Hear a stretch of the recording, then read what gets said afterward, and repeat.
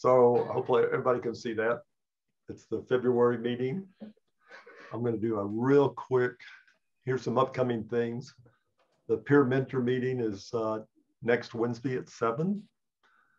Then on March 16th, our monthly meeting is going to be Ask the Experts. So you can ask all kinds of questions, and we'll get some information out to you real soon about submitting questions and things like that. But look forward to that. Again, the following Wednesday after that, another peer mentor meeting. In April, we're going to do our post-processing challenge. I don't know why I put contest. It's a challenge. So we did that last year. I think everybody had a lot of fun. But tonight, Matt Hill is going to talk about night panoramas. But first, we're starting something new. We're going to do 15 minutes of questions and answers. So if you got a question now, ask. Hopefully somebody in the group, we've got a few people on the board who might be able to answer your question. If not, we'll try to get back to you, and we'll spend 15 minutes question and answer and just a little socializing. So we'll get to that right now. I also called it G Photo Wizard. How does that work? Because I was a big fan of Mr. Wizard when I was a kid, which many of you may not know. The two little kids would always show up and go, gee, Mr. Wizard, how does that work? So anyhow, so we're going to start that right now. And then after that, we'll get Matt introduced, and we'll get going on the meeting. But right now we're going to spend 15 minutes question and answer. So if anybody's got a question, this is your chance. And oh, by the way, Joyce had a question. So Joyce, we're going to let you ask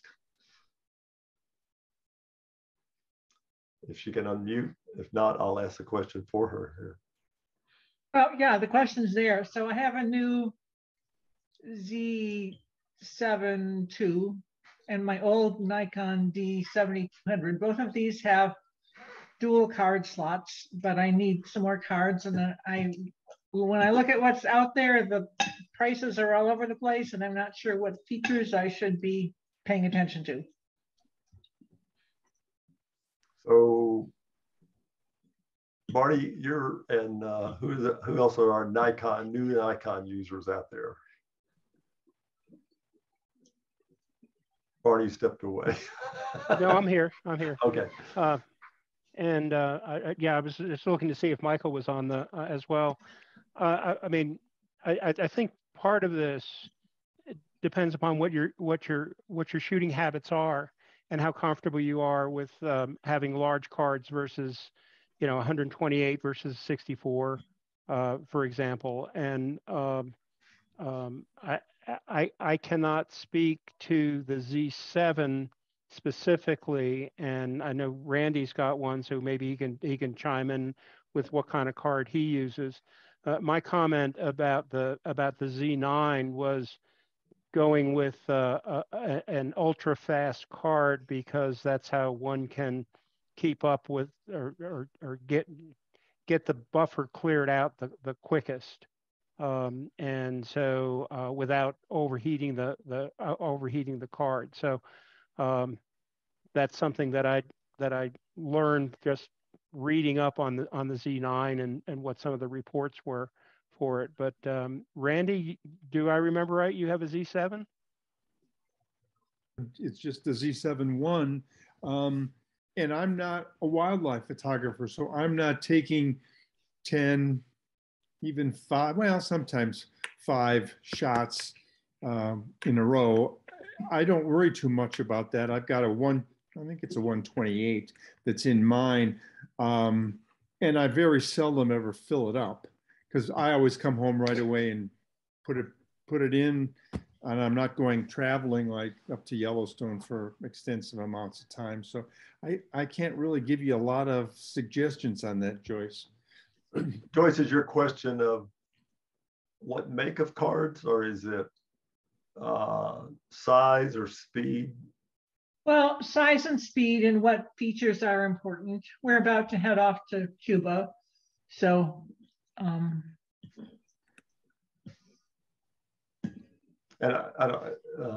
for the Nikon user, the Z7, is it shooting SD cards or is it the XQD cards? It's got One of a, each. it has two slots. One's an XQD and the other one's a normal slot. Well, George, I can tell you, I've been very satisfied with my XUD cards that are sitting at 128, and of course, they're in the D850 as well, and can accommodate, you know, 1,000+ images. So, and then of course I have the overflow card too. The SD card is the overflow card. That's how I have it set up. But I would imagine that any, a mid-range as far as speed goes for, what you're doing on this trip would be just fine. Can I add something here? Yeah. I think, Joyce, you need to consider too how you're going to back up your photos. So if you're going to come home every night and be able to put that card into a computer and back it up to an external drive, then you could take an 128 gigabyte card and clear it every night and then erase it every day. But you've got to be careful that you don't lose images. So you might want to buy 4 or 5 32 gigabyte cards. And once you fill them, you just put them away and never touch them till you get home. And then you've got those images there safe and you're never going to erase them or risk erasing them. So that might be something else to consider. I think Rachel's Good point is idea. very important because I never erase the 100 my XUD card. I just let it go ahead and I never let it fill all the way up. But for example, when I did the Yellowstone trip back in early January, I have all those images still on that XUD card and still have 300 or 400 shots that I could take before I have to worry about it being filled. Yeah, I would echo that. I mean, I'm not shooting a Nikon, but I have 128 gigabyte cards, and like on a trip to Yellowstone or someplace, even though I back them up every night, I still leave them on the cards and until I get everything back home. And that way I've got them in basically 2 to 3 places until I got everything really backed up. So. Interesting. Well, I have a question. Has anyone ever had a card fail? Yes. Yes. So I tend to go as small as I can go just because of the, if I don't have access or time to back up, then I want a lot of card.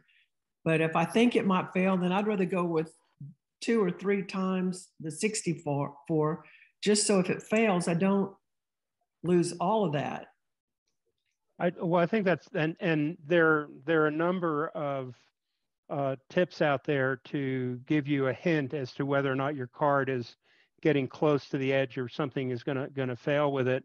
I found that I end up replacing my cards about every 2 years or 2.5 years anyway, because what it costs today for a 256 or 128, it's going to cost probably a quarter as much in a couple of years. So it's like hard drives. The price just keeps dropping and the memory storage just keeps going up. Yeah, I might add also that for people that have dual card slots, like I think it was Joyce that you're asking, you should get one CF Express, or what you guys are calling XQD, and one SD card and have it shoot to both. The SD card will cost a lot less. So if you just have it mirroring, you'll have built-in redundancy as you're shooting. Mm-hmm. Yeah, it's a good suggestion. Brian just threw up in the chat that he uses a SanDisk 64 gig Extreme.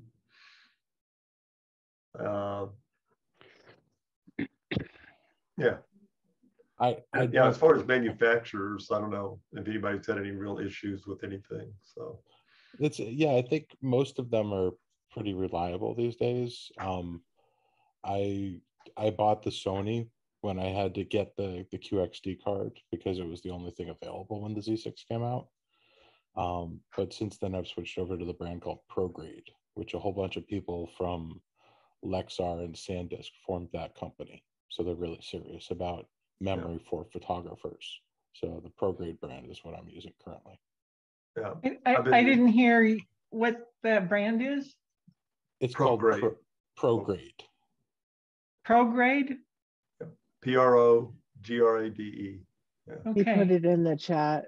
Thank you. Yep. All I good just put it in chat. suggestions. Okay, we got a few more minutes, right? Any other questions anybody wants to throw out or comments?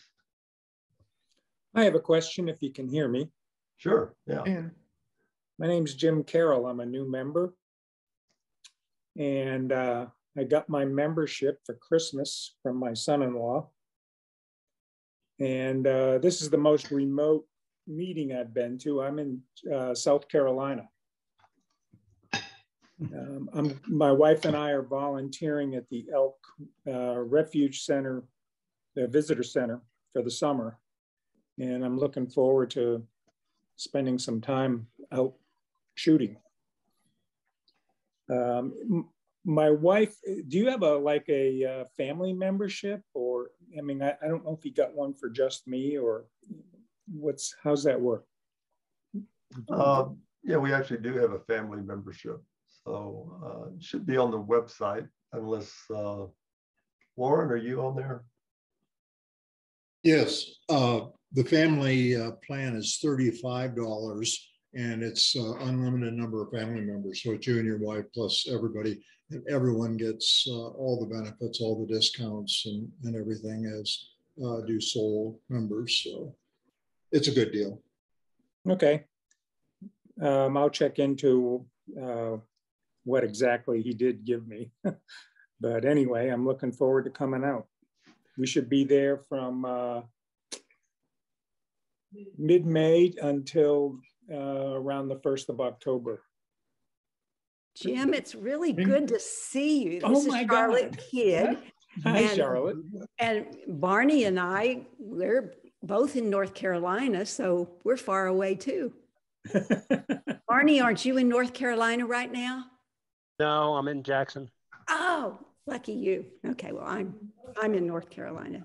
So I'm glad to have you as a member. That's great. I'm looking forward to it. Good to see you, Charlotte. Yeah.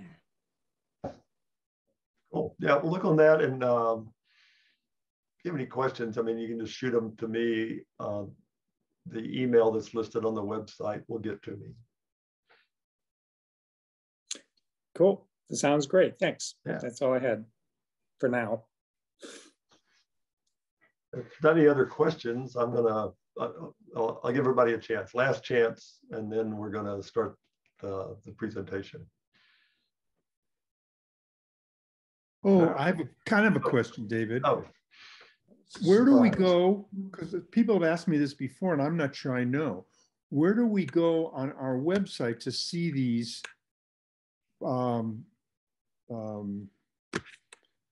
programs? Oh, I'd have to pull up the website to show you, but under member resources. Member resources, yeah, thank you, Laura. Just go to presentations, and they're all under presentations. All the PowerPoint slides are there, audio presentations, and now all the Zoom video presentations are all there. Hey, it's member resources, but what within member resources? Presentations. Oh, okay, good. Thank you. Yeah. Yeah. And so usually within a week or so after the meetings, we'll get the YouTube link up, but they're all in there. Cool. Let's see.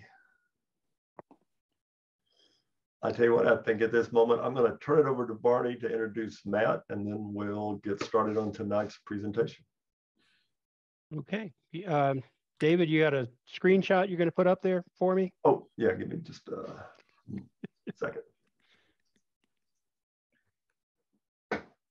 There we go.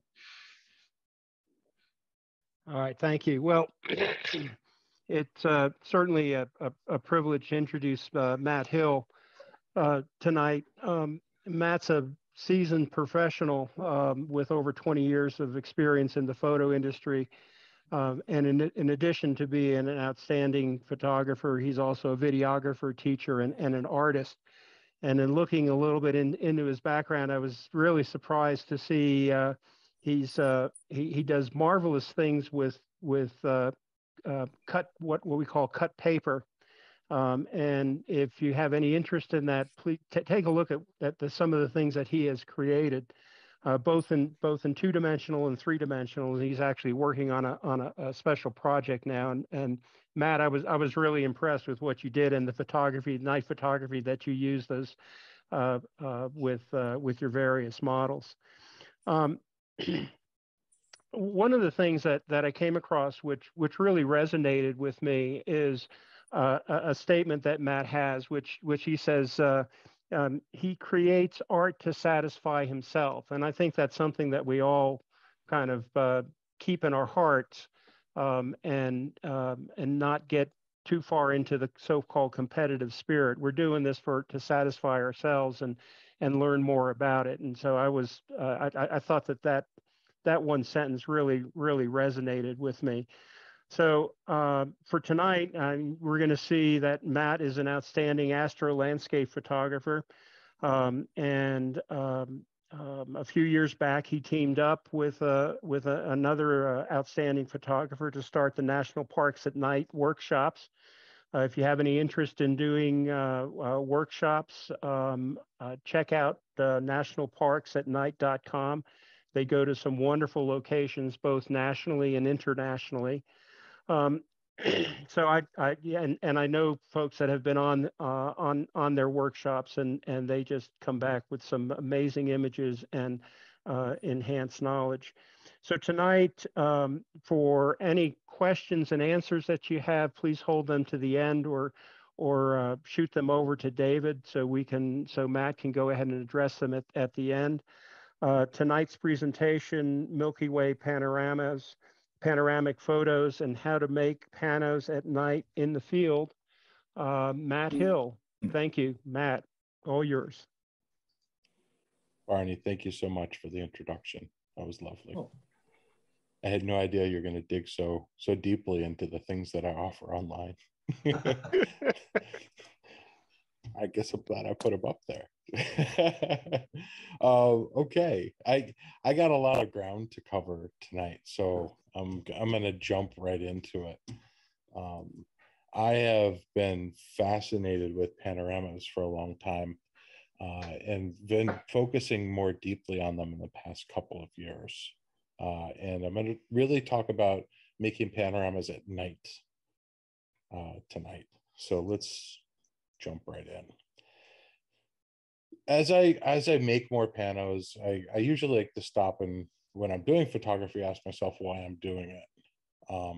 And we already covered that I generally like to make things because I have a personal curiosity and I like to satisfy that. And in terms of panorama, a panorama is just a tool, right? It's a tool, and you might have different goals, and you're going to use this tool to achieve different goals. So on the top of that list would be you want to have a much higher resolution output.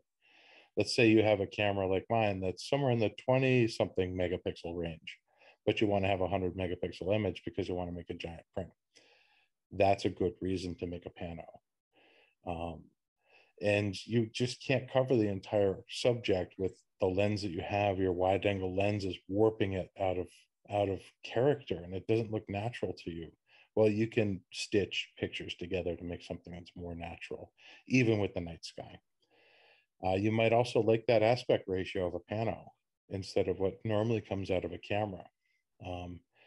And, it just might be that you don't have some super wide lenses that cover what you want. So you can use something with a longer focal length to create a pano that looks wider than what you have. And this last one is the best reason of all. You have lots of time and you are a masochist. Because panorama photography is, it's not cumbersome, but it's more complicated than taking a single picture.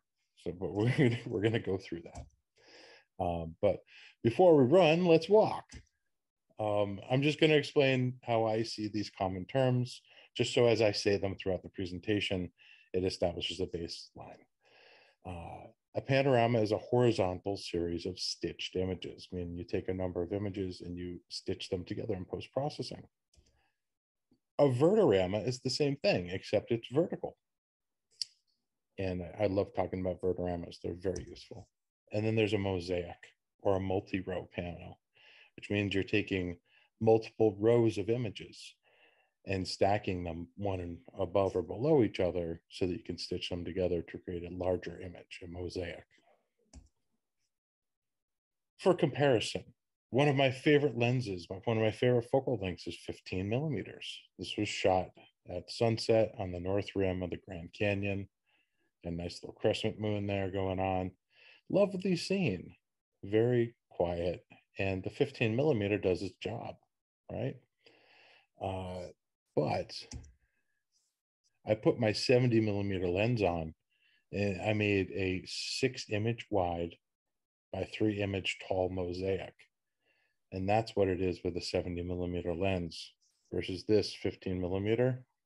And that's what it is stitched together. So let's compare them. This is it zoomed in, and the clarity between this and that is remarkable. Just the jump in difference in quality, of course, we have many more pixels on the spot, right? But if we zoom in, we see the one on the left is 100% crop of the pano mosaic. And you can see, especially up here near the horizon, where the haze with the mountains in the distance and the tree lines, very easy to see. You don't have that clarity from a single image. Even if I had something with double the megapixels, you wouldn't achieve the same clarity. So that right there is a great reason to begin making panos immediately. So why or when should you take a pano at night? I think a lot of people believe that they can only do it when the Milky Way is out. And I want to just squash that right now. Even though the Milky Way is in this picture, it's a time when most people would say, I can't do it because the moon is up. That's the moon over on the right-hand side. But I got the Milky Way core and the moon in the same picture. I also got some photographers working down here too. So I think that anytime you want to show a sense of scale, it's a good time to whip out a panel. Here's another example in White Pocket in Arizona. This is with an 11 millimeter lens, vertical, and it's 11 images wide. And this is just a single row pano. And this is over 270 degrees, maybe 300 degrees. It's a really tough shot. And in front of me is a precipice. I mean, you would just break an arm if you fell down it. It's called the vortex there. So I had my tripod legs straddling this, and it was alarming to set it up, but it was also very dark. And this one was successful because we were waiting specifically for the core to start coming up over there and to rainbow over this there. So it's a lot easier to make a pano during the daytime. So let's compare and contrast what the differences are between day and night pano photography. First and foremost, the exposure times are a lot longer. They're usually over a second. They're normally 8 to 25 seconds, right? And your ISO is up there. It's not going to be 100 or 200 or 400. You're going to be probably up around 6,400 when you're doing panos of night skies. Unless the moon is out, then you'll probably be halfway back down, maybe down towards 800. Your aperture is probably going to be very fast, such as 2.8 if we're shooting for skies, for star points, right? And we're going to get into a lot more details on that.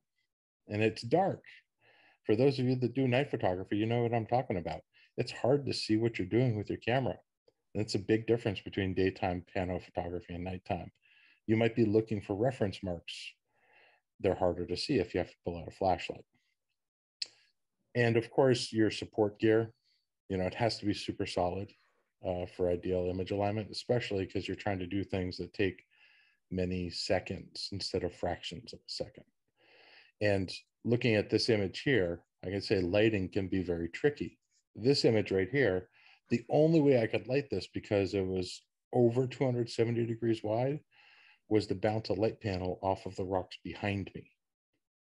And that created some cross lighting at some angles and flat lighting right in front of the camera because it was bouncing off something behind me. Not ideal, but it still lit the scene in an area that I had to light it. Otherwise the foreground would have been boring. So now the big question is, should I shoot single rows or double rows?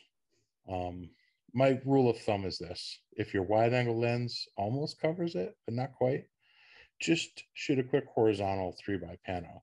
And but what I mean by horizontal is you're gonna put your camera vertical and then take 3 shots where they're overlapping. That would be a great way to increase your resolution quickly and get a nice little pano in. If you can capture the pano with one lens in a vertical orientation, go for it. That's awesome. But if your subject is too close to the top and the bottom, and we're going to show some more examples of this, you should definitely do multiple rows. And there's a big reason for that: cropping. If you want the subject to appear closer, and this sounds normal, but in the dark, again, these things might not be so obvious, you should put a longer lens on instead of a wider lens, and then just do multiple rows. Here's an example. This is with a 55mm focal length on my 24-70. And this is also 11 images wide, and it's a single row. Coral pink sand dunes, after sunset, perfect time to catch that color that is the namesake of the place. And yeah, it shows a sense of scale. But I think that it's hard to show this picture because of the aspect ratio of our screens. And that's something you really need to think about when you're making panos is, what's the final output? How are people going to look at this? And how much empty space is going to be around it? Am I going to put this on a wall where I can frame it properly? Can I make this the right size? And you sort of need to think of these things when you're composing to make sure that that's taken care of. One of the most important details in the scene is hard to see, and that's that there's dune buggies crawling up and down those dunes out there. And it's hard to see when you're out at this scale, unless this print were, let's say, 4 or 5 or 6 or 7 feet long, you would never be able to see that detail.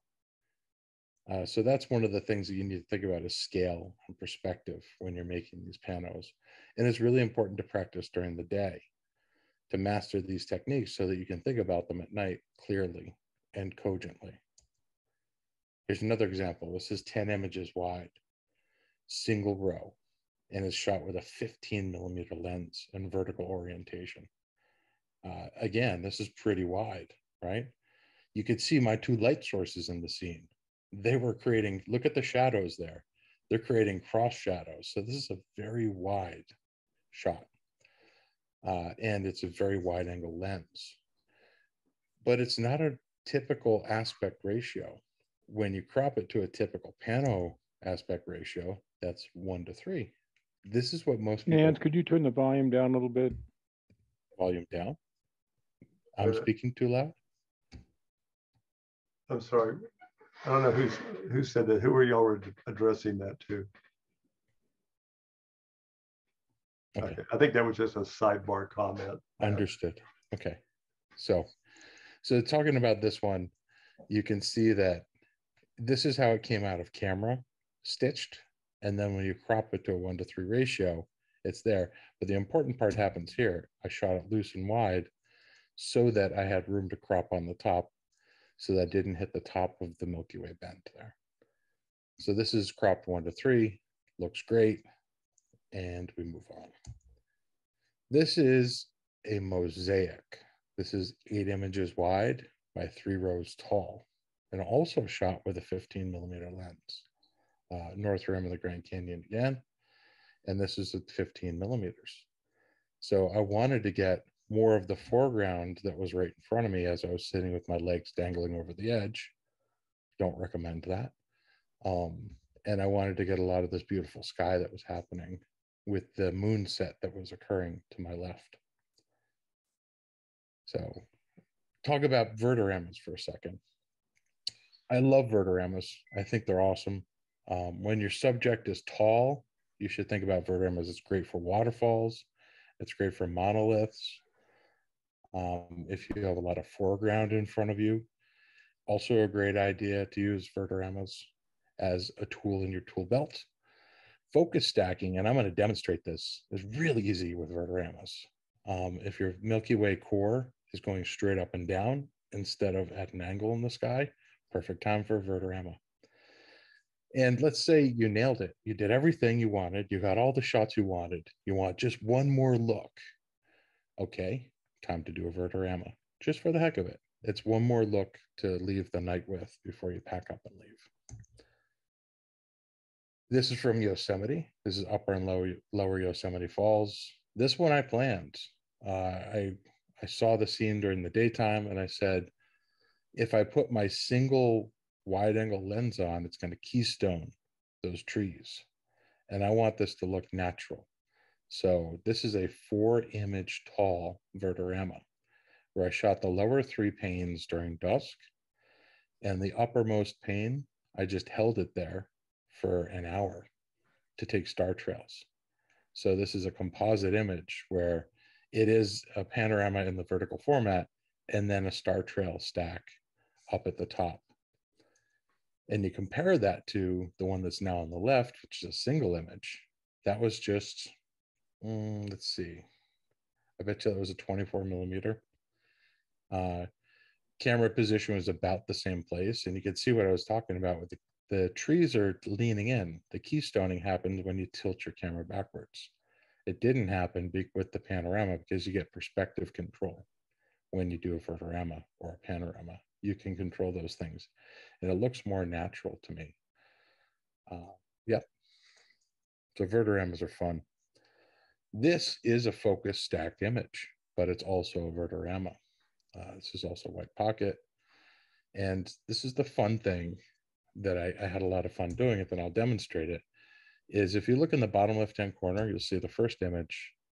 I just set my focus mark in the center of the lens, brought out my flashlight, turned on autofocus, half pressed on the shutter, got the little beep, and went in focus, turned off the autofocus on my lens, took the picture, tilted it up 10 or 20 degrees, did the same thing again. I focused on a little bit further away in the center of the lens, and I did it again, and I did it again, and I did it again on the 5th frame.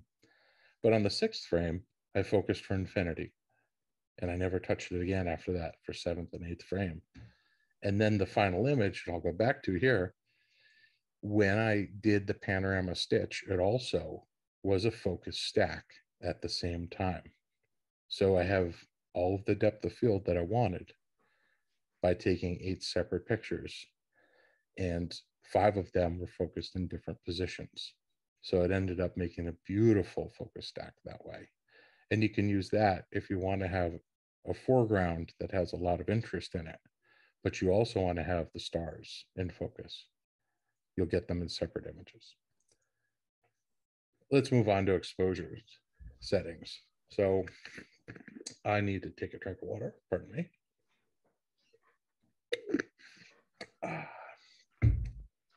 I'm going to stop sharing for a second. I want to see a show of hands.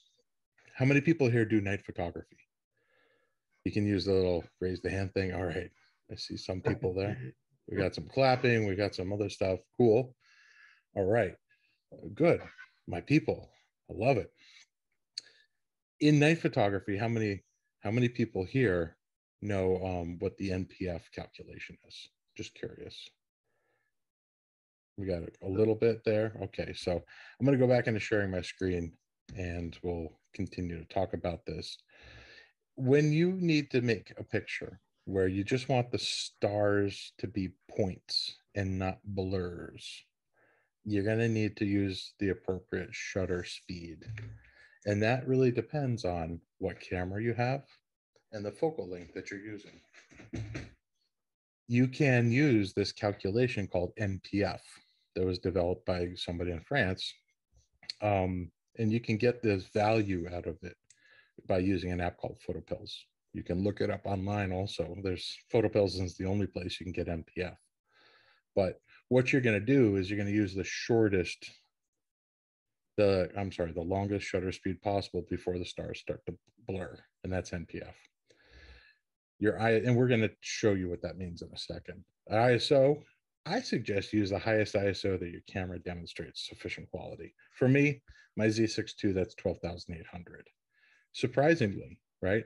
But when you're stitching these things together, it means a lot to be able to have that extra dim stars start to show up. It makes the panos sparkle.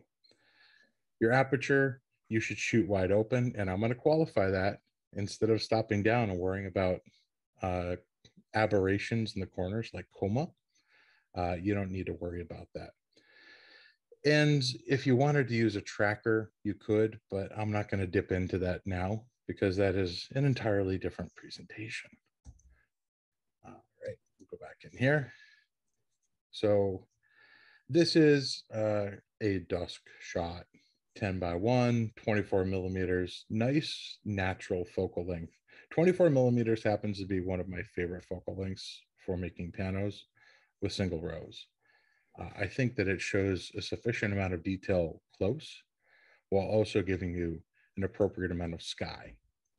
So if you want to start someplace, most of us have a 24-70, and at its widest, a 24-70 2.8 is usually a sharp lens. So it's a good place to start. Here is what it looks like in the Spot Stars pill in the app called PhotoPills. When you go in there, you set your camera, you set your focal length, you set your aperture, and then you have two options, accurate or default. Accurate is what you would use if you're making big prints. And you look, that's 8.63 seconds. That's not a lot of time to make an exposure. You're not going to let a lot of light in. So for my Z6 at 15 millimeters, accurate is just a little bit too short for me. I think it's not bright enough. So I usually opt for default, which in this case is 17.26. But if you wanted to cheat anywhere in between and say, I'm going to go for 10 seconds instead, that's great. It's probably not going to blur the star edges too much, but technically by the math, if you go over 8.63 seconds, you're technically going to have a star blur. But this is what most people would find acceptable as the default setting. So just food for thought, but this is what you're going to do. Other people might be familiar with what's called the 500 rule or the 400 rule. Those really don't apply here. You're going to get star smudges with that, and especially with modern cameras and modern resolutions that you have. You should skip that altogether and go straight to using NPF. Find an NPF calculator. If you don't have PhotoPills, just get it. It's $10. It's not a big deal. So here is a single shot with an 11 millimeter lens. Not a pano. Lovely. Milky Way's coming up. Got some side lighting. Got some detail. Nice hoodoo, right? But it really didn't tell the story for me. So I decided to back up. I still have that 11 millimeter lens on, and instead of it being horizontal, I made it vertical. And I just did 2 passes of a single row pano. Now you might ask, why did I do that? Well, let me explain. Because, and I'm going to compare these two first. The single shot, you see I have nice sharp stars in here. When I do the 100% crop on the pano blend, you'll see that the stars are also sharp there. This is an 11 millimeter, and I would never expect an 11 millimeter at the edges to not have coma, especially wide open. This one doesn't happen to be a 2.8. It's slower than that, but I still see, the little discs there. This one has a lot less of the chromatic aberration, not chromatic, chromatic aberration. And I'm going to get to telling you why. But we have to focus in 2 different places. So because this foreground is so close, I'm using an 11 millimeter and the stars are so far away, I made 2 passes with this pano because one was focused on the foreground and one was focused on the sky.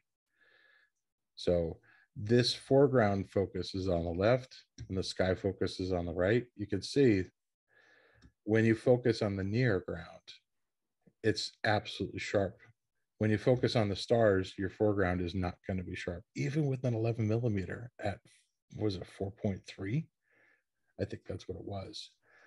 So yeah, and then you go up to the sky and you see down here in the foreground, yes, the top of that hoodoo is sharp, but the stars are most definitely not sharp. And then when I focused on the sky is definitely sharp, but the hoodoo is not. So you have to make two passes sometimes and combine them. And then what I did was I just used a composite in Photoshop to mask out the sky on the foreground image and drop in the sky instead with the other one. So this is those two panos combined together. One focused for the foreground, one focused for the sky. There is artificial lighting here also. You probably saw it in these earlier images, or we'll show it a little bit later. So yes, we had to add lighting because it was a new moon. There was no light out. So that's a mosaic? Yes. No, well, this is not a mosaic. This is a composite of two single row panos, one focused for the sky and one focused for the foreground. Thank you. You're welcome. It looks like a mosaic because it was an 11mm lens vertical. So if I didn't have an 11 with me, I would have had to do a mosaic because I wouldn't have been able to cover all of this range. Good question. And another interesting thing about making panos is that if you have sky junk in there, like those annoying plane trails, usually when you stitch the panos together, you're not going to see that stuff. So you don't have to do any extra work in post-processing to get rid of it. Also, unfortunately, it gets rid of meteors. So if you have meteors, you're going to have to go find them and put them back in, you know, if you're lucky enough to grab one during those sequences. I think this is the biggest question that I get most of the time, which is how many frames do I shoot? Well, shoot more than you think you need. That's the simplest way to answer it. Shoot more at the beginning, shoot more at the end, shoot more above, and shoot more below, because you're going to crop. I say be generous. Be generous by about 50%. And that sounds crazy. It's going to make you do extra work, but it is important to do that. And I'll just show you. We saw the final image during my introduction, but this is the image before the final image. And you see how it tilts off to the sides. That's what happens when your camera is tilted backwards, tilted up towards the sky. When you do the pano stitch, you can see where it dips in every single one of these times. That's another frame. And all of that is overlap. And my final image, I pre-visualized this, was that. I knew that it was going to be this, but I had to overshoot it by that much to give myself enough safety to make sure that I could have that final image. And why would you do that? Because are you going to be there again at that exact same moment ever again? No, you're not. So take a little extra time to overshoot the pano so that you don't scratch your head and cry when you're trying to post-process it and you don't have enough information. Just take a couple extra frames. You'll thank me for it. So talking numbers now, how much should you overlap when you're shooting images? I say 50%. 50% is very safe. And what does that mean? If you don't want to do the math, just find something that's in the middle of your frame. And when you turn your pano head, make that thing that's in the middle of the frame hit the edge of your frame, and then lock it down, take another picture. It's that simple. If you look at the degree markings on your head at the same time, you can see how many degrees that was, and then proceed to move the same number of degrees on your panoramic base. So yeah, stick to 50%. You'll never be disappointed. And the reason is there's less dynamic range in night photography than there's in daytime photography. So what you're doing by shooting 50% overlap is giving your stitching software the best possible chance to find things that match up so it can stitch it. And that's why you're just buying yourself extra time here. You're buying yourself less frustration when it comes time to stitching. So let's talk about why I believe this. Well, the image area obviously this looks like a 24 by 36 millimeter frame, right? This green circle roughly represents what your stitching software might use. The rest of this is going to be thrown away after stitching, but they're used to reference each other. So when you're shooting a pano, just realize that if you're stopping down to make sure your corners are sharp, you don't need to, because it's really only going to use this egg in the center to stitch. So what happens when you do this? You take one picture and then you move your camera 50%, and then you have a 50% overlap, just like that. And then you're starting to make your pano. And then you make a whole row like this. And these green circles represent the active area for your final pano, and that's the crop.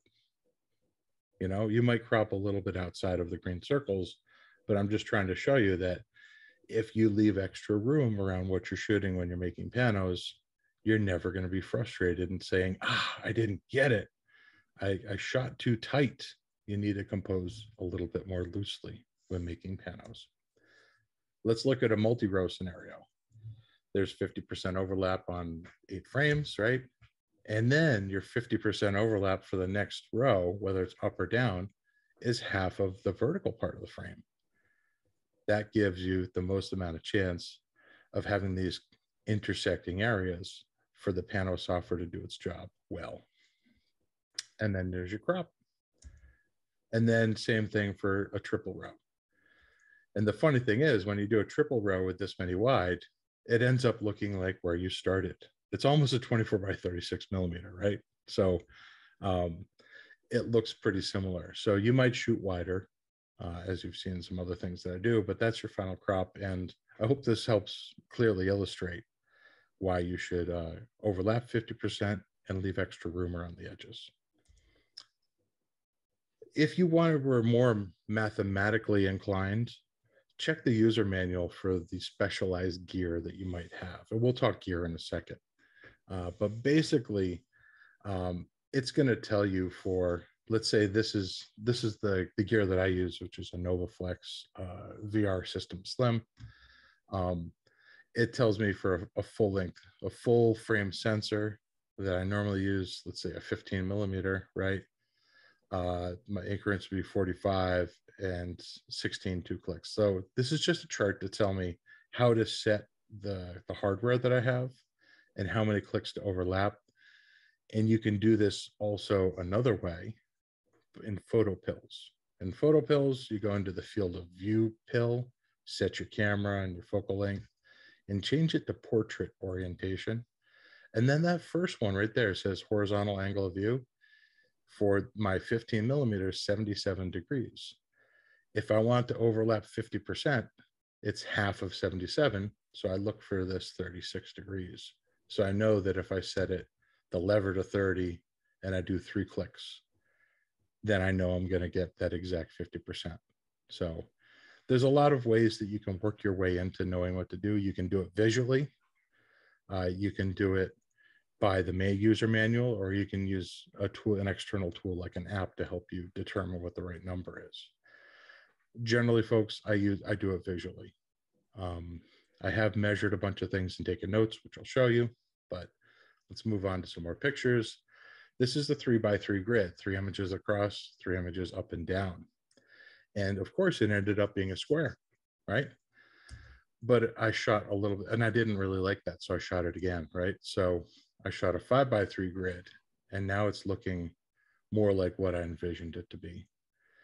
So when you're making your plan for a pano, you want to sort of work your way through with the camera and make sure that you know exactly where you're starting and ending, and take notes of those numbers on the degree markings on your pano base.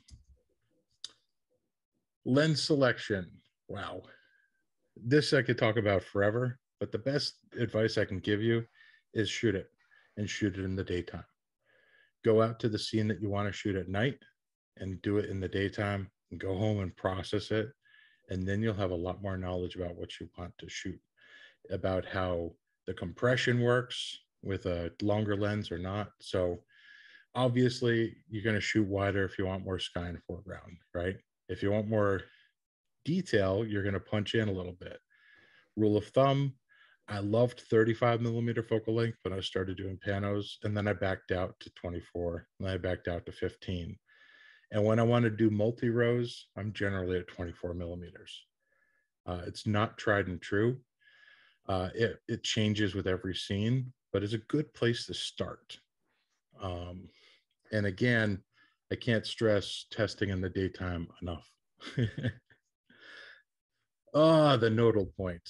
Well, all right. So when you're setting up, you'll see that my specialized gear is here in this picture. That is my Pano kit. It's a very lightweight kit. And it works for my mirrorless camera and lenses that I own. But with every Pano kit that I've seen, you have the opportunity to adjust for what's called the nodal point, also named the entrance pupil or the optical center of your lens. What this basically means is that if you are going to take a picture where something is in your foreground, let's say 3-4 feet in front of you, as you pan across with your lens, that object will move left and right if you haven't adjusted for the optical center to eliminate parallax. So what you really need to do, and I'll pop out for a second to show you guys this, what you really need to do now is to adjust your camera's distance on this right here. What you're going to do is move it back and forth. That's all you're doing when you're adjusting for that. And when you turn it like this, you're going to be ending up setting this so that it's on the optical center, so that it rotates around the optical center and objects in front of you don't shift side to side as you pan past them. To adjust for your nodal point, all you need to do very simply is to move this forward and shift it back and forth and have one thing in front of you. It could be a tripod, could be a post, could be anything. And if you move side to side and it moves left or right, you did not adjust for your nodal point yet. So what you do is you just keep moving this back and forth and turning it until that object doesn't move. It's that simple. You don't have to overcomplicate it. I guess I could have done this too. That would be me. Okay, that's funny. Go back to gallery. So back in here, we are going to do a lot of questions, I know. So this is something that you can probably watch a ton of videos on the internet about. If you've ever done it, you know what it is. You can also get yourself a nodal rail. I will just also say, you never need to do this if you don't have a close foreground subject.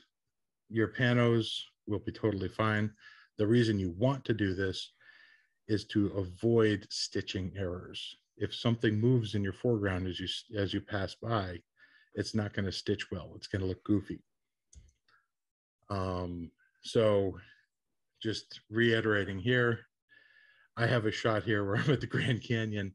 There was nothing close by. I did not need to adjust my nodal point because everything was miles away. If something was a couple feet away, you'd have to do it.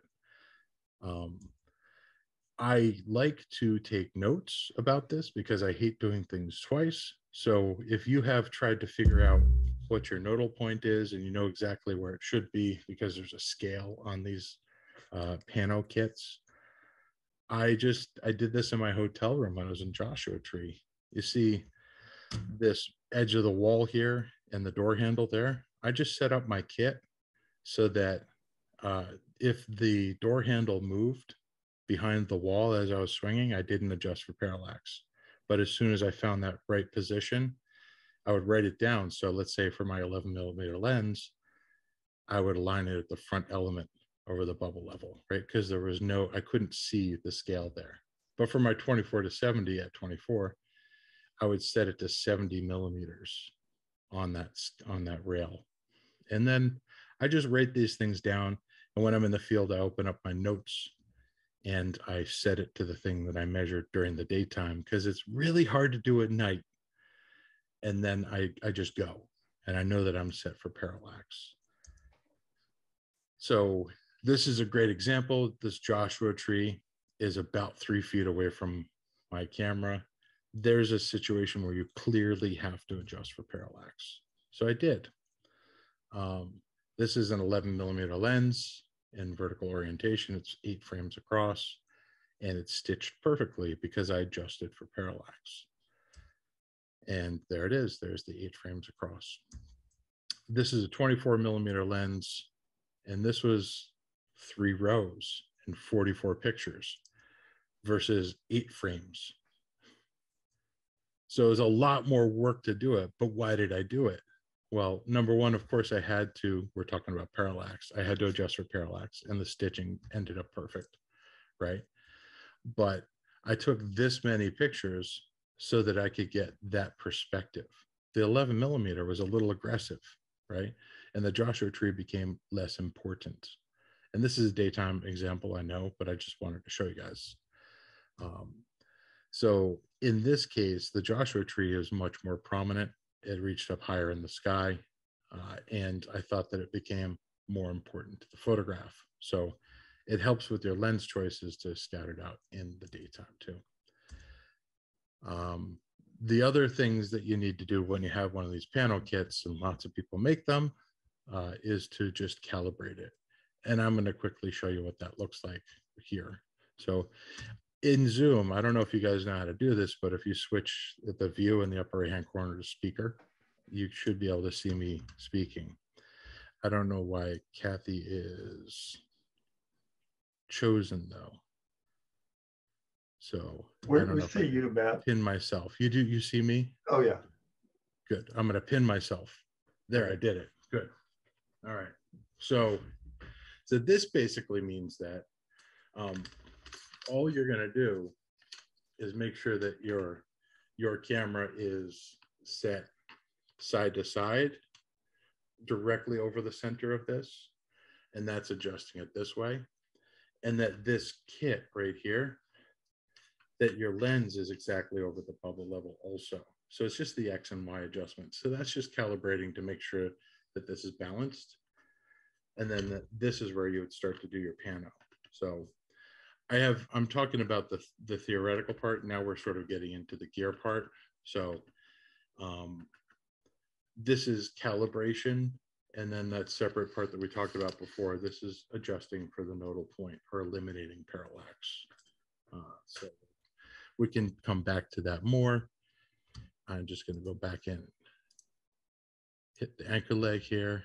Good. So I use live view to do this, and all you're really doing with this particular kit I have is turning on live view and zooming in and making sure you can see that bubble level in dead center. So I brushed on this before, and I'm going to show you right now what it really means to do split focus, right? When you have something beautiful like this log in the foreground, you're going to want to have that in focus plus the stars. So you're going to make one pano pass where you only focus on the ground and one second pass for the sky. Now, generally when I do the foreground focus, I stop down and I lower the ISO and I take longer pictures so they have greater dynamic range. There's 2 schools of thought there. You might want to match what you're doing with the sky so they look similar. Or if you stop down and take something with a higher ISO or a lower ISO, you can get more dynamic range, and therefore the shadow details look better. So you should cook to taste. You should decide which way works better for you. I'd say shoot it both ways and decide later. Going back to that example that we had before, there we have our sky focus row up top and the foreground focus below. This pano was stitched separately from the bottom pano. So I made 2 separate panos out of this. I processed them differently also. I processed the sky pano for the sky, ignoring what happened to the ground. And I processed the ground pano, ignoring what happened to the sky. And then I took this is the stitched final pano of the foreground focus. You notice that the sky is blurry, right? And you can see one of my panels there, the lighting LED panel. And then there's the sky panel, the sky focus row, which was stitched, and you'll see that the foreground gets blown out, but the stars look perfect. So you can just choose to make the right decisions for the separate rows that you shoot. And then when you bring them into Photoshop as layers, you just go to auto align layers and choose auto, and it's going to put those 2 panos right where they should be. 99 times out of 100, it'll do it just right. And then you crop out the parts that didn't match, and you mask out the sky from the foreground layer, and you drop in the sky below it. And then there's your composite right there. And that's from 2 separate panos stitched together. Here's another mosaic. This is 12 images wide by 3 rows tall. And this one I definitely scouted during the day. And I wanted to be there specifically during moonset. And I just happened to get lucky. And there was something going on there, whether it was light pollution or an electrical storm or something. I got lucky. But it took a long time to shoot this. It was shot at 70 millimeters to begin with, because I wanted to get some of the depth of the Grand Canyon, which is really hard to do in photography. So a separate sky pano. So this is, yes, and this one I also did an advanced technique called star point stacking, where I took 5 images each at each position that were 4 seconds long. Because I had a 70 millimeter lens on, I couldn't go over 4 seconds or my stars would blur. So I took 5 pictures, and for each of those images, 5 image sets, I put them into a separate piece of software called the Starry Landscape Stacker, and processed those, and I got separate images out of those. And then I stitched a pano out of that top row. And then down below, I had a mosaic that was 2 rows tall. And each of those was 60 seconds long instead at 2.8 and ISO 6400. So I got to go a lot longer, 60 seconds instead of 4 seconds on this bottom. So I got to get some of that moonlight in, right? But you could see in the top row that the landforms are rather dark. I shot the stars after the moon left the sky. I knew that this was going to take a long time, so I started shooting it as the moon was setting, because each were 60 seconds long. And I stitched this bottom one together as a mosaic, and I stitched the star one together as a single row pano, and then brought them into Photoshop and blended them together. And if you look at 100% crop here, you see that that 70 millimeter mosaic really got a lot of detail in the foreground there. And then we're looking at the sky. You know, we started to get a little bit of noise in there. These are 4 seconds, right? And then you put it all together, and it's really hard to tell that they're shot at different times. Definitely the same scene, but shot at different times. The classic reason to do a night photograph pano is to grab one of those Milky Way arches. Typically, you're going to get this when the core starts appearing, and that's going to be in early spring, you know, March, April. And this bow is going to get taller and taller in the sky the further away you get in the year. It was unlikely to get this in mid-August. And I got to say, my camera was pointed straight up during this mosaic. To get that bow, the top of the Milky Way arch, this late in the season, I did have to point my camera straight up. But this was 27 images, 9 across and 3 rows up and down with a 24. And the lower areas I did shoot at longer shutter speeds, but I did it after I got the stars. I always shoot the stars first if the stars are in the right place. If I've got extra time, I'll do the landforms first. This is the most unlikely Milky Way pano that I've gotten. This was shot in late October. And there's 2 things that are remarkable about it. One is that it happened at all, because I was more than straight up. I went backwards a little bit when I was shooting this, and I shot a bunch of pictures up at the zenith just to make sure I got all of this in, just to get that, and that it's over El Cap, and there's a bunch of climbers still, you know, bivouacking up on the side of El Capitan there. But the other is, normally we're used to seeing in the northern hemisphere the galactic core on the right hand side, but it's on the left here. And that's because I had to go up and over the top of my head. And when I rendered this pano, it ended up on the left, which is where it was when we were shooting this. Yeah, so that was 41 images. Hard to believe. That was a 3-row. So there's a typo there. It's 17 times 3. Yeah. Talking about gear for a second. If you're interested in pano, you can use what you have right now. If you're doing single row panos, no problem. A solid tripod with a leveling base and a ball head, and you're good to go. You can do it no problem this way. I'm partial to the Novaflex tripods. They're German made. I have a variety of different sizes. The Triopod M is this one that you see in the picture. The Pro 75 is a beefier tripod that I use for my big mosaics and heavier gear. A leveling base is absolutely necessary. You have to have a leveling base beneath whatever you're making your panos with. And I'll have some examples I'll show you guys when we're done with this. My favorite ball head is the Acrotech GPSS. It's very lightweight. And I'm going to show you how that works with Vertoramas too. You absolutely have to have an L bracket because going vertical is the best way to make a pano. You can do them horizontally, but it's better to maximize the vertical height of your stitched image by going vertical with the camera.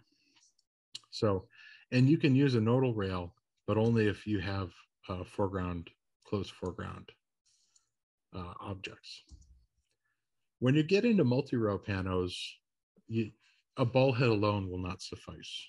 You need specialized gear. You've left the realm of I can do it with a ball head. So there's a lot of pano kits out there. They generally look as complicated as the thing that I'm showing you here. They can look more complicated. They can be beefier. This one is specifically for mirrorless, and it packs up really light and it tears down really quickly. But there are ones that are for heavier setups and longer lenses than I use. My tripod for multi-row panos, I start with the Pro 75. I carry that beast with me practically everywhere. And everything else is the same. You have to have a leveling base and an L bracket to do this. So Vertoramas, this is interesting. I love this part. A Vertorama you can do with some ball heads that you own already. And I wanted to show you this. This is my Acrotech. The Novaflex head does it also. All you really want to do for a Vertorama is if you could take the top off of your ball head and invert it, if you put your quick release on the bottom of it instead, all you really want to do is get your panorama base here, so that when you put your camera on, I'll show you that right here. I was shooting yesterday. There we go. The effect is basically going to be this. So you're going to have your camera horizontal, but you're going to take a picture, take a picture, take a picture, take a picture, take a picture, take a picture, like that. So you're turning your ball head to the side. And in this case, instead of it being, like this, you're just turning it to the side and going up and down instead. It's funny, one of my favorite students does this for waterfalls all the time. The first time I saw it, I said, that's genius.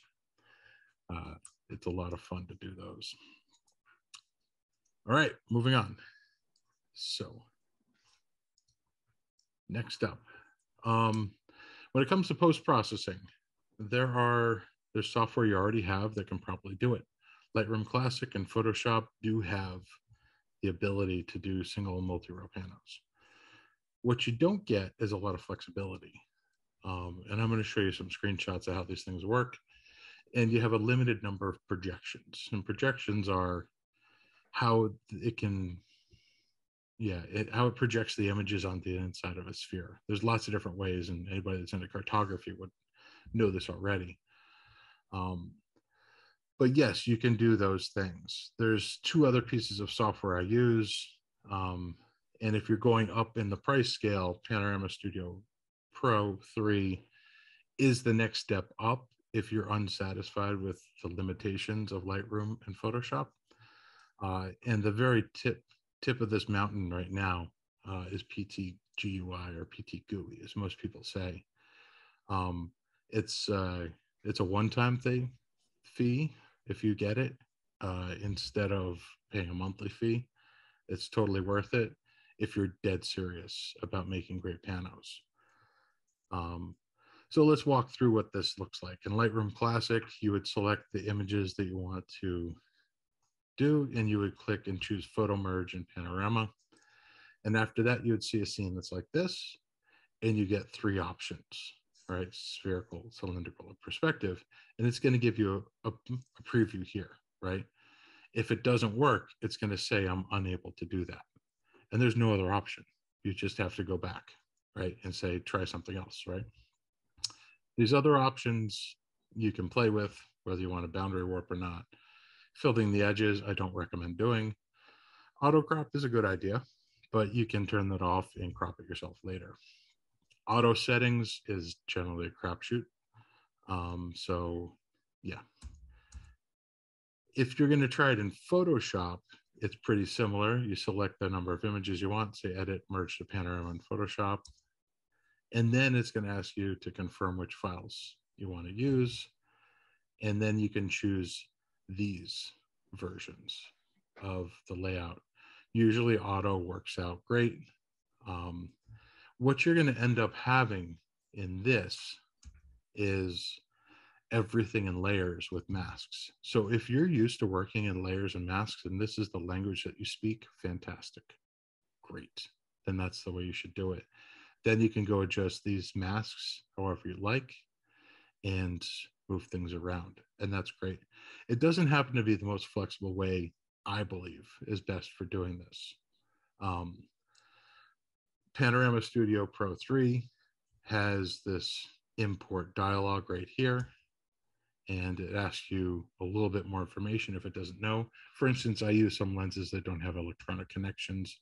So it asked me what the focal length was. That's nice, right? And it asks you some other information here that you put in. And then it gives you the projection. And in here, you can say, I have more information and more opportunities to actually say what I want to do with this image than you had in the other two options, Lightroom and Photoshop so far. And you can choose your projections here. And what you're doing is you're pre-composing here instead of Photoshop, where you're already given everything rendered out layers and you can't go back. You'd have to process it again to get to this point again in Photoshop if you changed your projection. So it's a little bit more flexible there. And it gives you other information like how many megapixels is it going to be when you're done, et cetera, et cetera.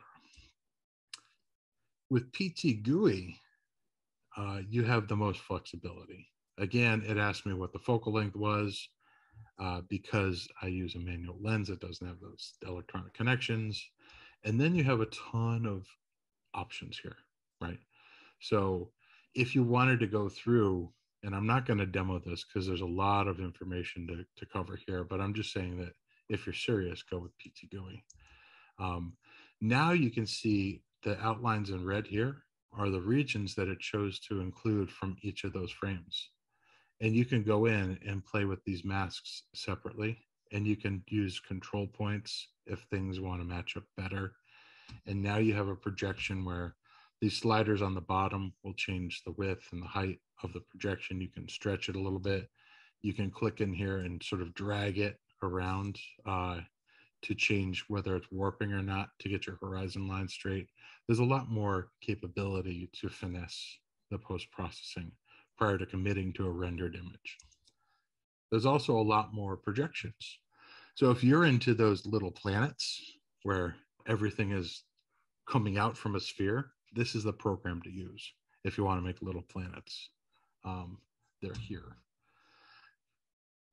This is a great piece of software. It does take a lot to learn it though. And I wish I could go into it, but we have brevity here, right? We just have one little session with each other. So I'm just going to run into a recap real quick.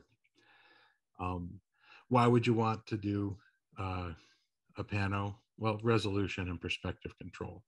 You're going to have a much bigger ability to print or share from this. When should you shoot them? At night? Anytime. How would you do it? Well, plan it, scan it, and stitch it. I coined that. No, I'm just kidding. And then what should you use? Use what you have. Please don't buy any extra gear until you've tried something and it doesn't meet your expectations. But again, do it during the daytime so that if you have to do it at night, you're familiar. Overshoot it. We talked about making sure that you cover extra stuff, right? And then if you need to, shoot the sky and the foreground separately, as if you needed to light the foreground or focus on it separately, right? And when you need to get into multi-rows, you should really think about getting a pano rig. And I just want to take a moment to show you why I say that. And I didn't focus on the gear a lot, but there's a reason that it's even more important in the dark. On the bottom here, I've released it and you can hear that it's panoing without making noises. But once I put one click over, here's a detent and it stops on the detent. And that's really important in the dark to know that I'm starting in one place and going to the next place. So I have a variety of different number of clicks that I can use. And even this one up here has detents. So every time I hear a click, it's 10 degrees. So I know what to do. And in the dark, it makes a difference. So I don't have to turn on a flashlight and blind myself and lose my night vision. And that way I could see these reference marks. But if I know that this reference mark is going to start over there, and I look at the number in this is 300, and I'm doing a multiple row, I'm going to take one picture, move over 3, take another picture. And when I want to come back and do another row, I'm going to come back to 300, and I'm going to tilt it up, and I'm going to start it again and take another row like that. And then I'll come back to 300 again, and I'm going to tilt it back even more, and then take another row. And that's why having specialized gear really helps you achieve this in a repeatable sense at night. And let's say that toadstools image that I shot, being able to come back and take, like, let's say I focused on the foreground. I know I'm going to take 1 picture, 2 pictures, 5 pictures across like that. And I go back to exactly the same place and then focus on infinity. And because of the click stops, I know I'm going to exactly the same place and using the same number of coverage. So those are the benefits of doing something that's repeatable like that. A kit like this also allows you to go vertical if you want to, right? So let's say I wanted to do a panorama. I could switch that around and then I could just do it this way. You can also, make sure my camera doesn't fall down now. Depending on what you're using, let me just lock this guy down. Oh, there we go. Not every pano kit is made the same. Some pano kits are a lot larger than this one. This one happens to be,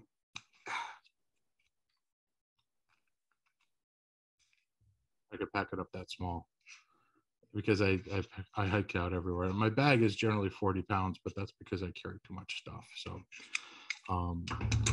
yeah. What else do I have to say? There's lots of different pano bases. You know, you can get a pano base just to put on something. And generally it has different clicks on it. It may or may not have a quick release plate on it. There are leveling bases from, you know, obscenely large and sturdy all the way down to, you know, smaller, and they look more like they belong on a video head, little half poles like that. But you need to have tripod, leveling base, and then pano kit on top of that. Because if you're not level, your pano is never going to end up stitching well. You're going to have a horizon on a slash, and that's not going to work for anybody. Okay. I I think I have a little bit more to close this out. So, oh, there it is, my final slide. I'm going to do Q&A, but I just wanted to say, not only thank you for listening. I know this is a lot to take in. It's a lot easier to go out and shoot it, but as mentioned in the beginning, I do a lot of personal work, but I also do a lot of work with national parks at night, which is night photography workshops in beautiful places. And that's nationalparksatnight.com. We just finished the Night Photo Summit. I don't know if any of you attended. We were rather busy during that. In fact, I'm still recovering from that. That was 45 plus hours in 3 days of night photography instruction. That's at nightphotosummit.com. Replays are on sale right now, so you could have access to all 45 of those. And we just announced the Nightscaper Conference. We are taking over the Nightscaper Conference from Royce Bear, and that's on sale now. It's going to be in Kanab, Utah at the end of April this year. So if any of you are itching to get out and get shooting some night photography in a beautiful place, come join us in Kanab, and that's at nightscaper.com. Whew, a lot of talking. I think there's questions. Who wants to read them to me? Yeah. Well, yeah, let's kind of start. You covered one of them, overlapping. We'll come to back that, but we had a question about lighting. How are you lighting up the foreground? Do you use filters? And then also talk about, can you do lighting in parks, national parks in particular? Okay. All right. So let's talk about how of lighting first. I don't have it with me. I use almost exclusively now. No, that's not true. When I need to do fixed lighting, which is better for panos, I use an LED panel. My favorite one right now is called the Luxley Fiddle, and I will type that into the chat. There's a reason that I love that one, and there's two reasons really. It goes down to 1% and less than 1%. I can actually set it to 0.1% if I need to. And for low-level landscape lighting, that's absolutely crucial. So most LED panels are just too bright at the lowest setting to use at ISO 6400 and 20 to 30 seconds. They just blow out the scene, no matter how far away you put them. In this case, I can just put a kiss of light in there. And the metaphor is this. You could fill up a glass of water with a garden hose or with a dripping faucet. This is the dripping faucet in that metaphor. It'll eventually fill up that glass, but over a long period of time.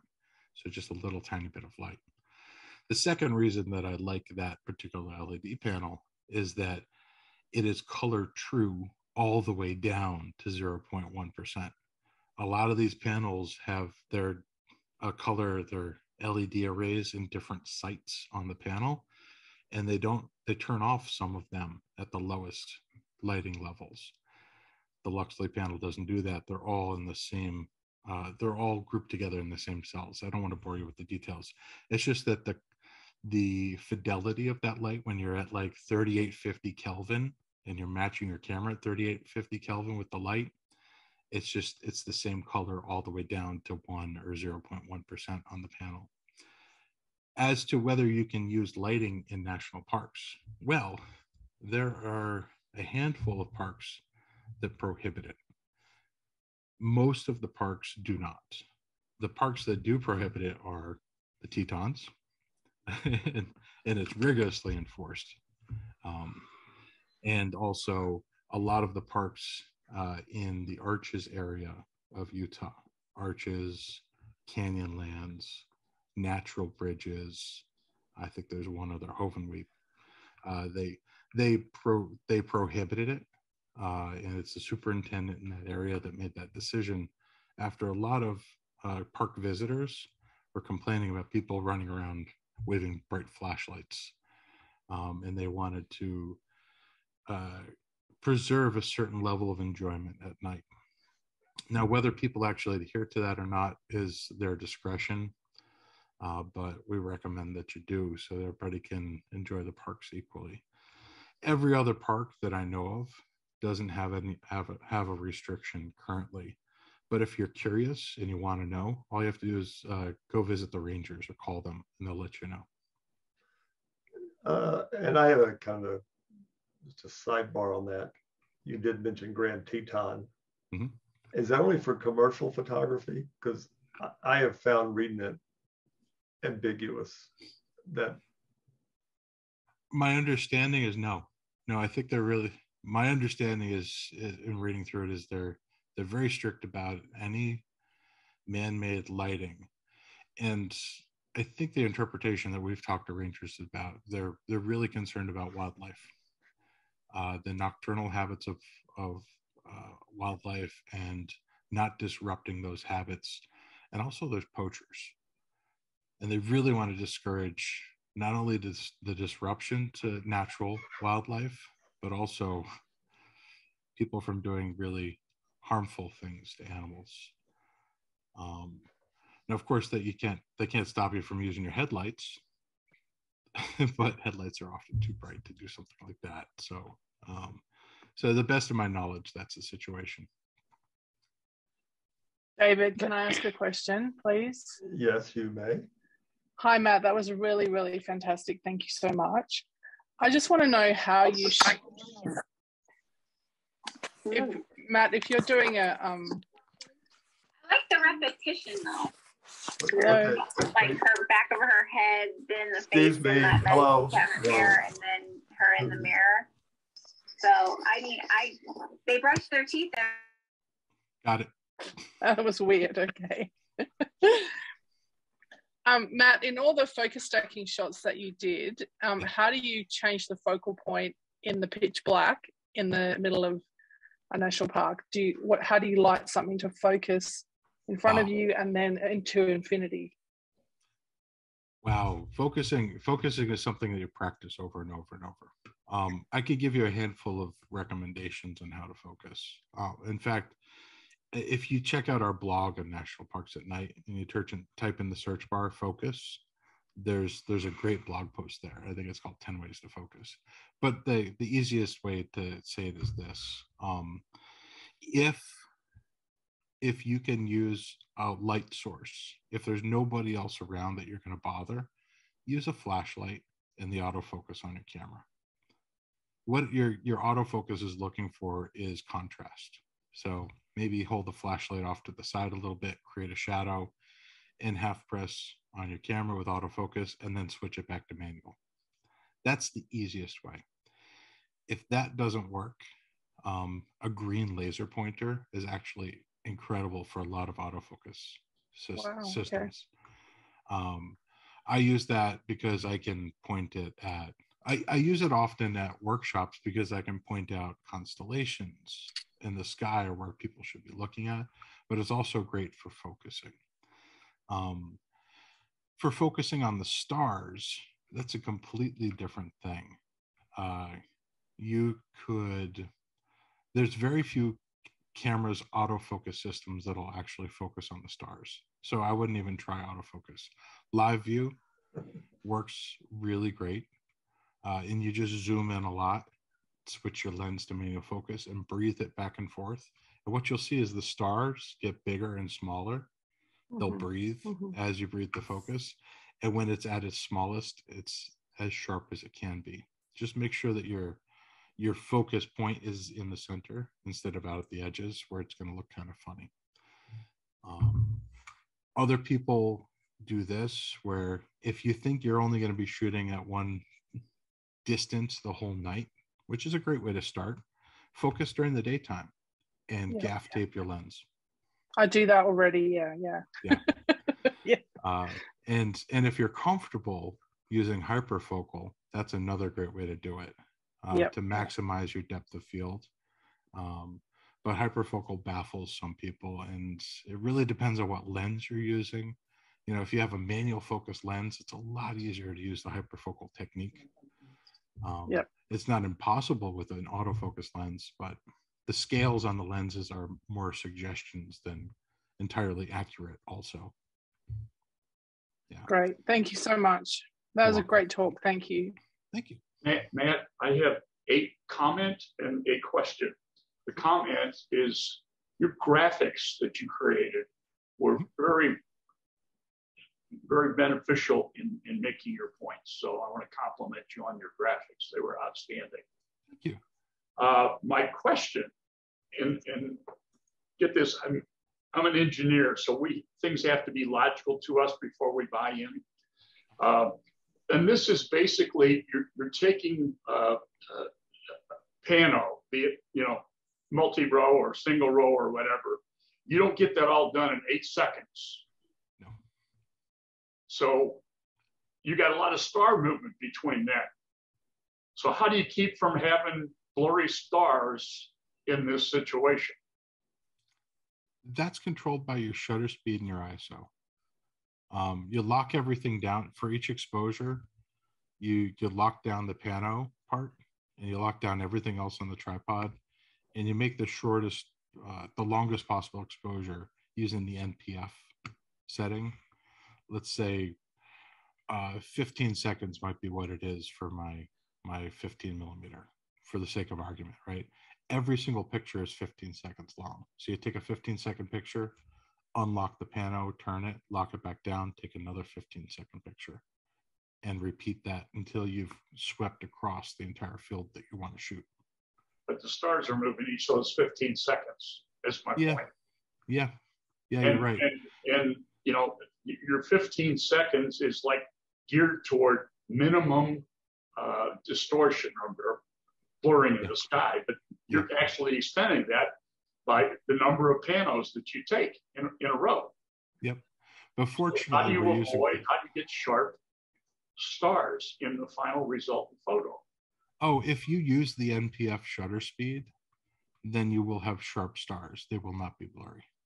That's really the key to everything. For one photo, you have your pano, but you've got multiple photos, and they each are 15 seconds apart, but the stars are basically, Earth is moved to the point where the stars are in a little different position for each of those.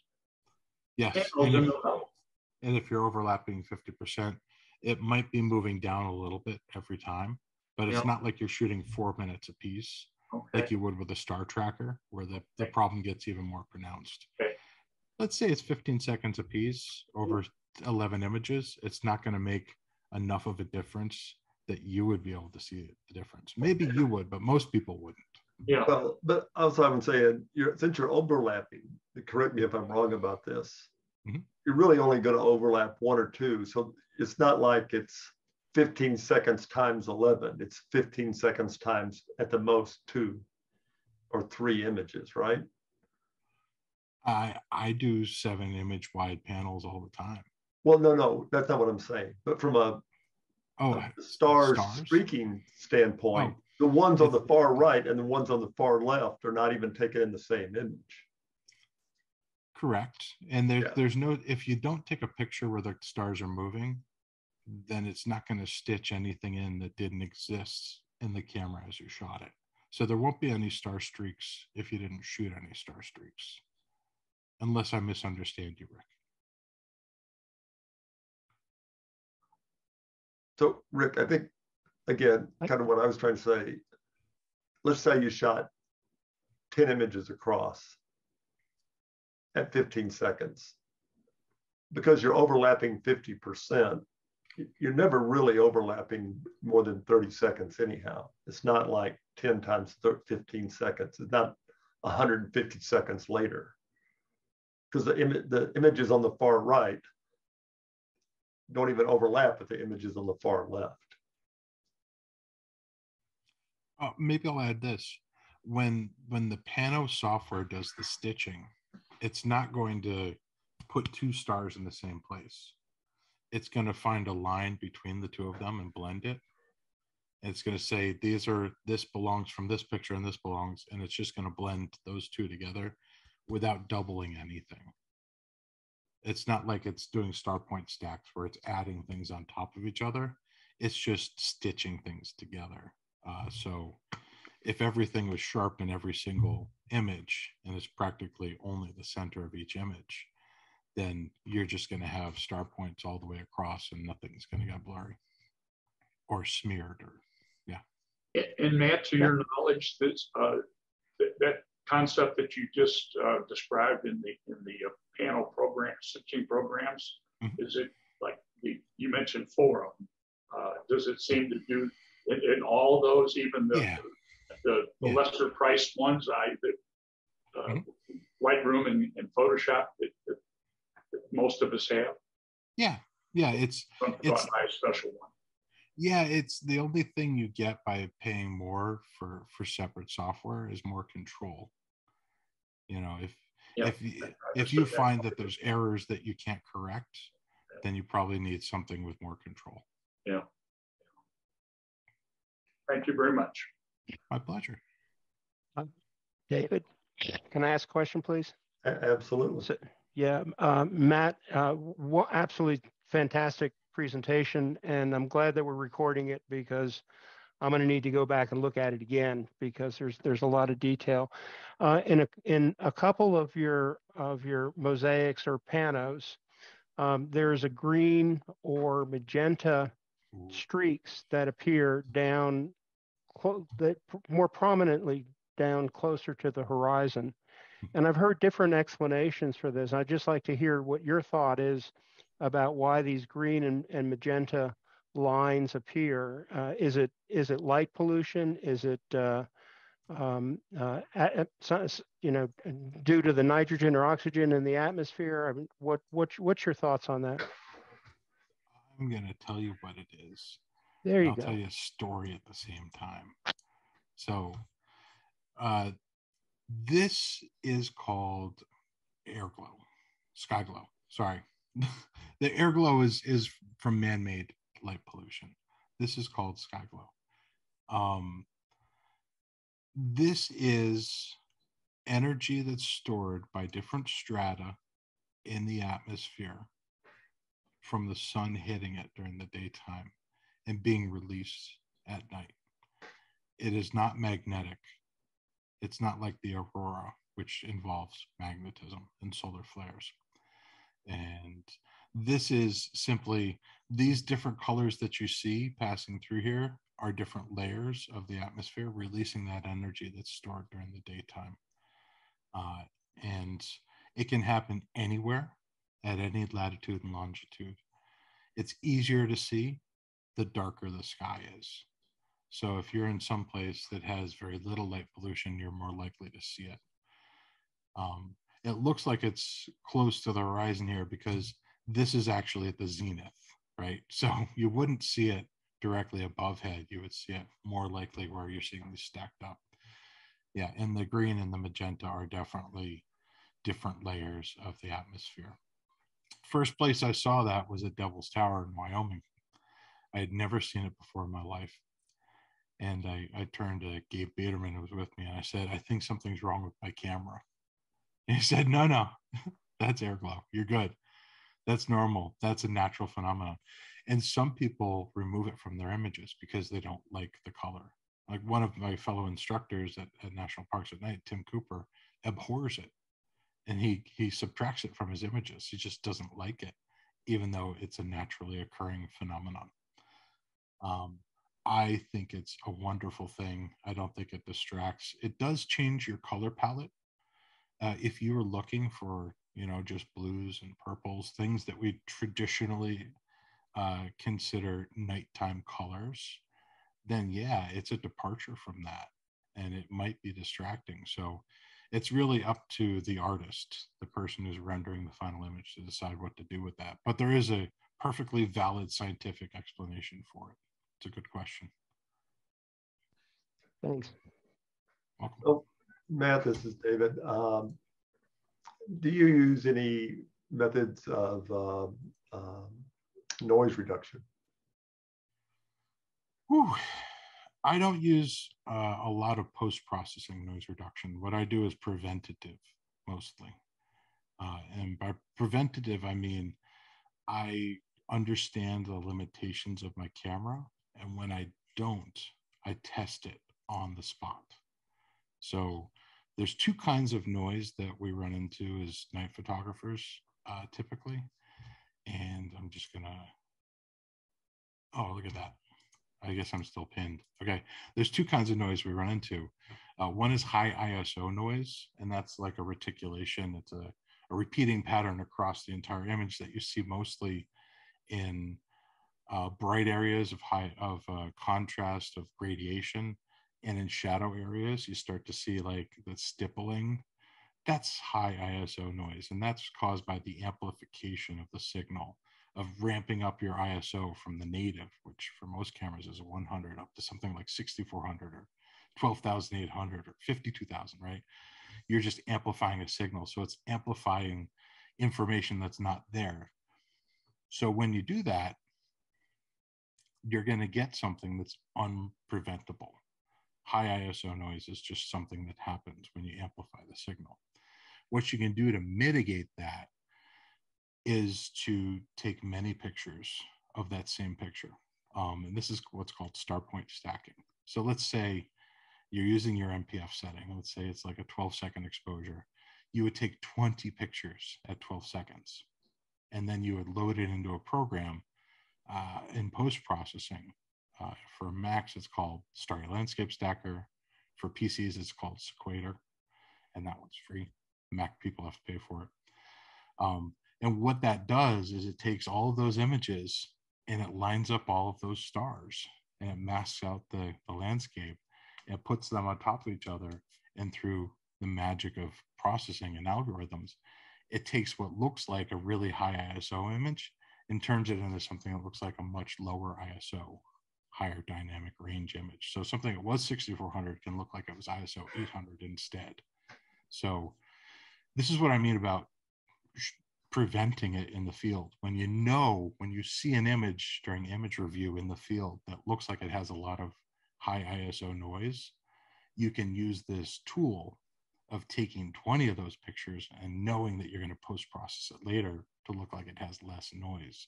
So that's high ISO noise. The other kind of noise that we encounter is long exposure noise.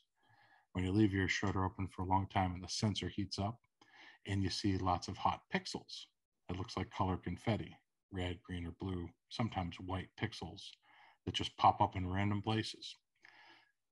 That's something that you can avoid by not leaving your shutter open that long. That's the easiest way to do it. Those show up more often in warmer settings and drier settings. We've never had kind of confirmation of this. This is purely observation of ours, but we shoot in a lot of arid places. And the drier it is, the more you're going to have that, and the warmer it is. So if you're out in the winter and it's humid, you probably can shoot for longer, like 8 minutes or 10 minutes or 12 minutes sometimes, right? But when it's the desert in the summer at night, you might not get over 30 seconds before you start to see long exposure noise artifacts in your images. That's very hard to get rid of in post-processing. You can use the color luminance slider in Lightroom, but all it's going to do is remove the color from those pixels. It's not going to make them go away. So the best thing you can do there is to avoid taking long exposures, or as a last resort, and perhaps the last picture you take that night, is turn on long exposure noise reduction on your camera. And that's going to double your exposure length. So let's say you took a half an hour long exposure, it's going to take another picture for another 30 minutes, find those hot pixels and subtract them from the final raw image, which you can't do anything with your camera during that time. So that's why we say use Lener, or long exposure noise reduction, on your last picture, and put your lens cap on, put it in your bag, and try to remember not to turn the camera off, and zip it up and drive away. Okay. I have turned my camera off accidentally so many times from a Lener shot because I have that motor memory of put it in the bag and flip the switch as you're putting it in the bag. And I pull my hair out. I'm like, no, because we all make mistakes, right? It just happens. So Oh, Brian was, I just put in the chat that Capture One has a hot pixel removal tool. So, nice. Yeah.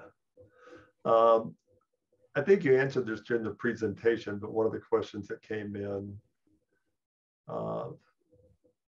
let's see, how much overlapping is recommended? Does that ever change with different types of photos? And I think you said 50%, but I'd say as your comfort with this process increases, feel free to experiment with overlapping less. My experience is that because of the lack of detail in night photographs, 50% is just a safe place to operate. You're going to give yourself the best chance of getting a stitch. You know, there's a lot of people who save time by doing exactly what you need to, but that's more successful in daytime photography, where it's easier to find things that match up with the stitching software. Does your click thing on your pano hit, does it automatically give you that 50% overlap? The D10s are designed to do that. Yes. Yeah, you just have to match it up to your focal length. Okay. There's a little bit of math involved, but once you've done the math, then you know which click stop to use.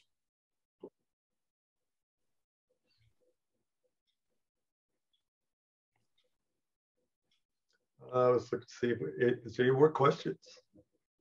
Can we answer everybody's questions so far? Stump the chump. What did you say can be used to remove the high ISO noise on a Mac? There's a program called Starry Landscape Stacker, but you can only use that if you shot multiple pictures. Let's say 5, 10, or 20. It's somewhere between 10 and 20 is the sweet spot of the same image over and over. And it has to be within, let's say, I think a 20-minute time frame, which is easy if you're doing like 12-second exposures, no big deal.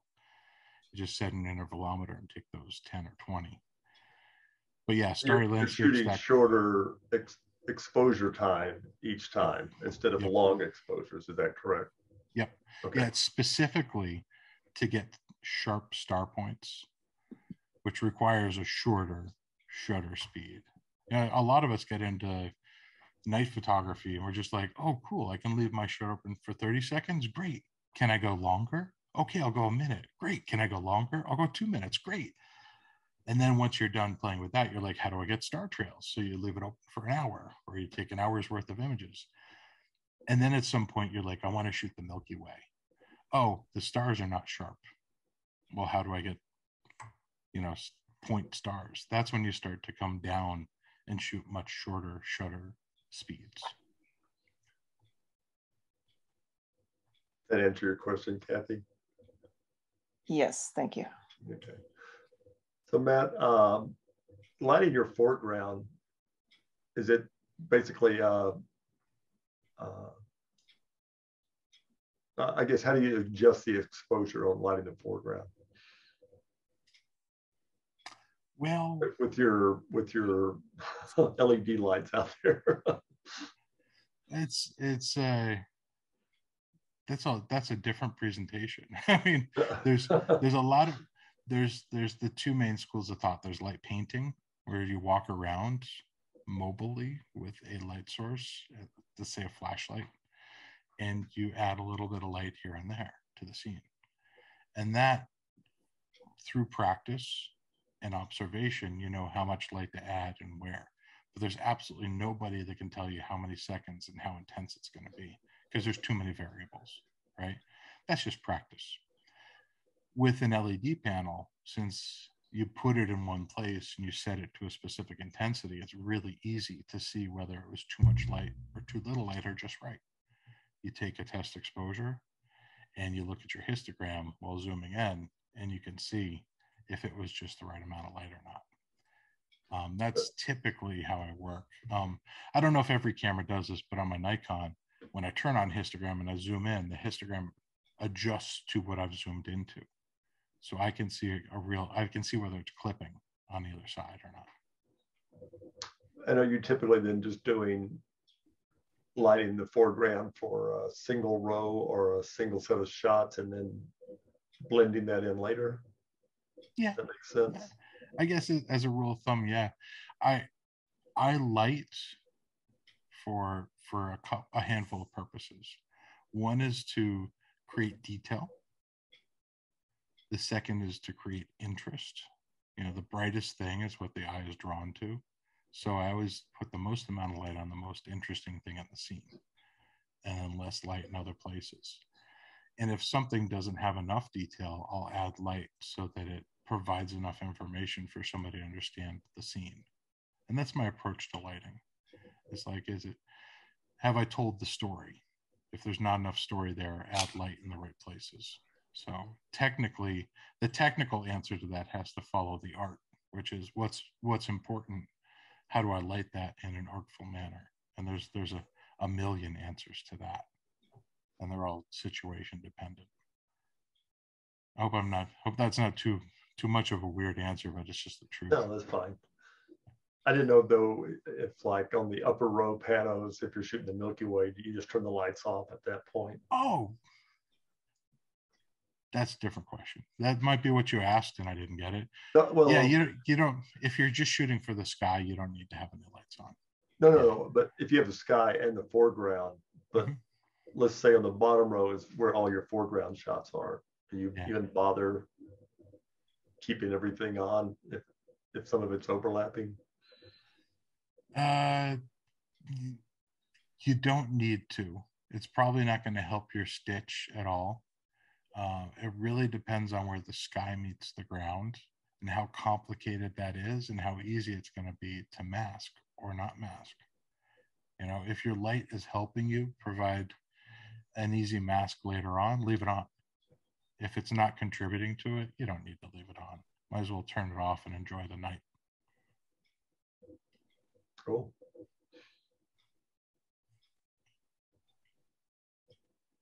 Wow, any more questions? We all got all that on one take, right? Yeah, absolutely. Cool. Well, I thought that was a great presentation. Some of the graphics were real helpful. Thank you. Really appreciate that. And thanks to everybody who's leaving comments. Yeah. You guys are awesome. Hopefully I get out you guys' way someday. I know you guys are spread out, but you know, I'd really like to. Yeah. I haven't been out to Grand Tetons yet. It's on my list of to-dos.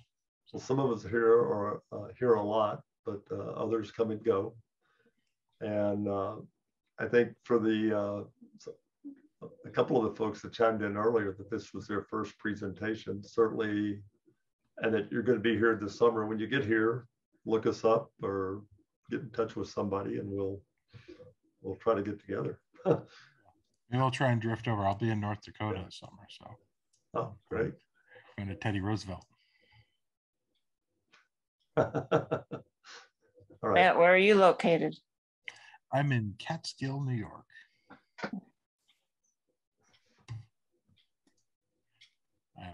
I can see Catskill Creek out my back window, and the Hudson River is a quarter mile away. The Catskill Mountains are right on the horizon, so nice little area. Well, good. Well, thanks very much. I thought the presentation was great. So, thank you, David. Yeah, appreciate that. No more questions. I do have one thing.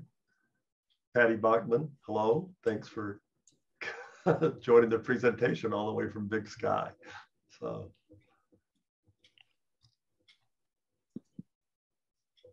Oh, I think she's saying something, but I think you're muted, Patty.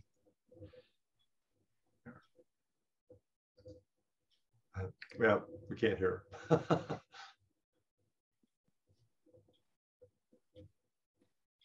Sorry. Oh, that's fine. Yeah, I'll definitely have to rewatch this on the recording, but it was really interesting. Appreciate it.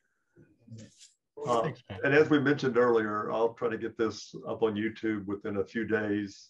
But the way you get to it is, as Lauren was saying, go to the presentations on the website. And so we try to put all of the meetings up there. David, do they stay there forever, or do they go away after a period of time? Well, they'll stay there as long as our website keeps working and the disk drives hold up. Yeah. No, we don't take any of them down, so they shouldn't.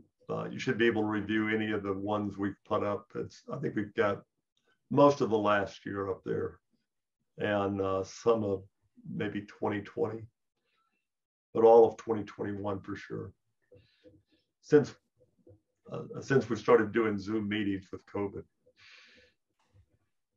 Nice to have recordings, isn't it? Yeah. Especially, it's great when you remember to hit the record button at the right time. All right. You got it early on this one. You'll have to do a little editing. Yeah. Well, Matt, this is Barney. Yeah, I just want to make sure I wasn't muted. Thanks again for coming on and sharing your expertise in this area. Like I said, I think we all learned an awful lot, and for many of us that are really into doing panos and night work, I think going back and looking at this again and again and again is going to be very worthwhile. So very, very clear presentation. And I hope you and I cross paths in person again or sometime soon. I hope so too, Barney. Thank you so much for having me. Mm-hmm. And for everybody else,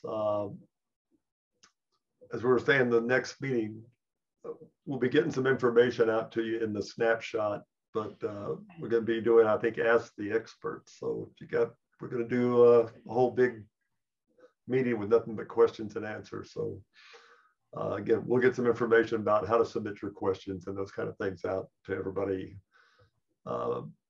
at the snapshot for sure. So great. Well, thanks everyone. Thanks, Matt. Great meeting. Nice meeting you too. All right. Good night, everybody. Thank you. Good night. Thank you very much. You're welcome. Take care.